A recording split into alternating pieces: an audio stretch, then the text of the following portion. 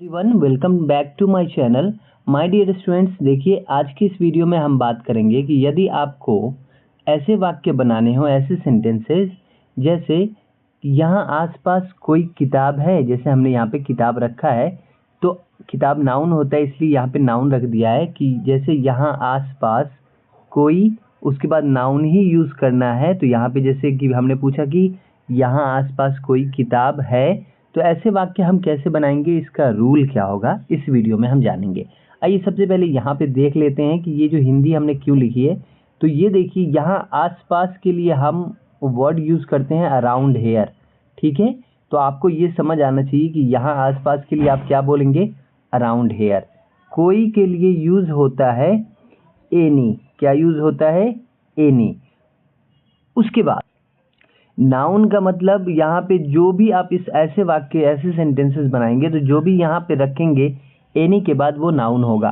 तो नाउन जो कि किसी भी चीज़ का नेम होता है, तो जैसे किताब क्या है, नाउन है। बुक क्या है, नाउन है। पेन क्या है, नाउन है। मोबाइल क्या है, नाउन है।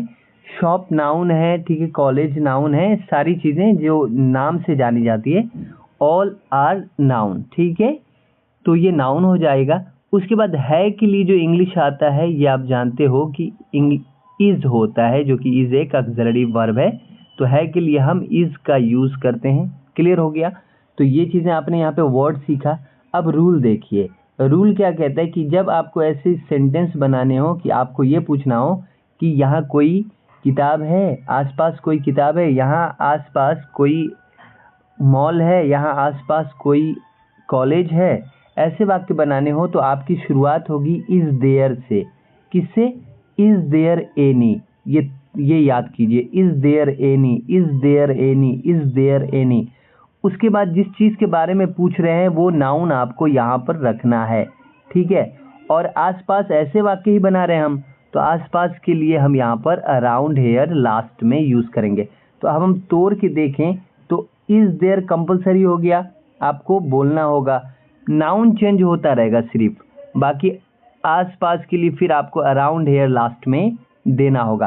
तो अभी आपने ये याद ही कर लिया, is there any book around here, क्या यहाँ आसपास कोई किताब है। आपने सीख लिया ये वाक्य, ठीक है। अब आइए इसके एग्जाम्पल देखते हैं ताकि और अच्छे से ऐसे वाक्य की प्रैक्टिस हो जाए।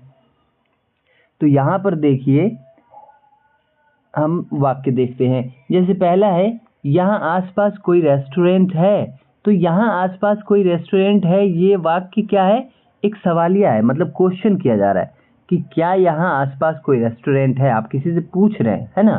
तो ऐसा नहीं है कि यहाँ पे क्या कंपलसरी होना चाहिए, सेंटेंस से पता चल जाता है कि सेंटेंस क्वेश्चन कर रहा है ना। तो यहाँ पे जैसे ही आपने पूछा यहाँ आसपास कोई रेस्टोरेंट है, मतलब आप ये पूछ रहे हैं कि क्या यहाँ कोई आसपास रेस्टोरेंट है, तो आप बोलेंगे इज देयर एनी। अब देखिए वहाँ पे बुक नाउन था इसलिए बुक लगाए, यहाँ पे नाउन चेंज हो गया है, यहाँ पे नाउन रेस्टोरेंट आ गया है। तो इज देयर एनी कंपलसरी यहाँ पे आपको देखने को मिल रहा है, नाउन सिर्फ चेंज हुआ है, फिर अराउंड हेयर यहाँ पे देखने को मिल रहा है। आइए प्रैक्टिस करते हैं। तो is there any restaurant around here, यहाँ आसपास कोई रेस्टोरेंट है। नेक्स्ट है, यहाँ आसपास कोई पेट्रोल पंप है। हम क्या बोलेंगे, आंख बंद करके ऐसे सवाल, ऐसे सेंटेंस को ट्रांसलेट कर लेंगे, इंग्लिश में बोल लेंगे is there any petrol pump. सिर्फ ये चेंज करना है, जो जिस नाउन के बारे में आप पूछ रहे हैं वो नाउन लगाएंगे, is there any petrol pump around hair.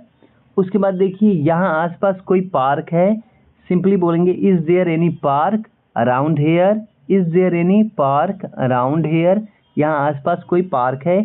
आइए कुछ और एग्जाम्पल देखते हैं। अब जैसे देखिए, यहाँ आसपास कोई वॉशरूम है, यहाँ पे वॉशरूम लग गया है, सिंपल हम बोलेंगे is there any washroom around here, ठीक है। अगर हमें कहना है यहाँ आसपास कोई बाजार है, तो अब बाजार लगाना है, हम बोलेंगे is there any market around here, okay. उसी तरीके से यहाँ पे देख लीजिए, यहाँ आसपास कोई कॉलेज है, तो हम बोलेंगे is there any college around here, okay. तो आई होप कि आपको बहुत अच्छे से समझ आ गया होगा कि अगर आपको ये कहना है, किसी से पूछना है कि यहाँ आसपास कोई भी चीज़ के बारे में, तो आप कैसे उस सेंटेंस के को इंग्लिश में बोलेंगे। क्लियर। अब हम कुछ एग्जांपल आपको बोल देते हैं, अगर आपको समझ आ गया होगा तो कमेंट बॉक्स में आप बना दीजिएगा। जैसे हमने आपसे पूछा क्या यहाँ आसपास कोई स्कूल है? क्या यहाँ आसपास कोई मेडिकल शॉप है? अगर ये दोनों वाक्य आपको समझ आ गए हैं तो आप इन्हें ट्रांसलेट करके हमें कमेंट बॉक्स में ज़रूर बताइएगा, जिससे हमें लगे कि हमने बहुत ही आसान भाषा में और बहुत ही अच्छे से आपको सिखाया है। ठीक है, मिलते हैं नेक्स्ट वीडियो में। आज के लिए बस इतना ही रखते हैं।